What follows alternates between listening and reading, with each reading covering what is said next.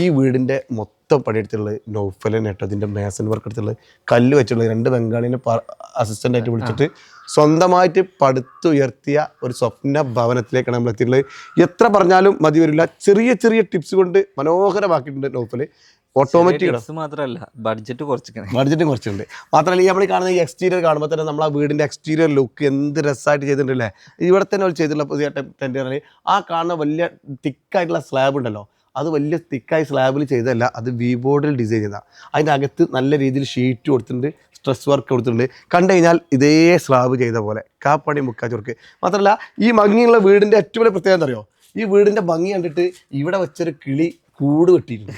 വീടിൻ്റെ മുറ്റത്ത് തന്നെ ഒരു കിളി കൂട് വെട്ടി അതിൽ മുട്ട ഇട്ടിട്ടുണ്ട്. എന്ത് രസമല്ലേ. അപ്പോൾ വീടിനെ അവർ പ്രണയിക്കുന്ന പോലെ തന്നെ പ്രകൃതിയും പ്രണയിക്കുന്ന ഒരു രസകരമായിട്ടുള്ള വീട്. അവിടെ കിളി മുട്ടച്ചിട്ട് കൂട് വെച്ചിട്ടുണ്ട്. നൗഫലിന്റെ ഒരു കൂടായപ്പോ ആ പ്രകൃതിയിൽ രണ്ടാമത്തെ കൂടാട്ടോ ആണല്ലേ. അതായത് ഞാൻ കൂടിയിരിക്കുന്നതിന് മുമ്പ് ഇതിന്റെ വേറൊരു കൂട് പരയുടെ ഉള്ളിലുണ്ടായിരുന്നു.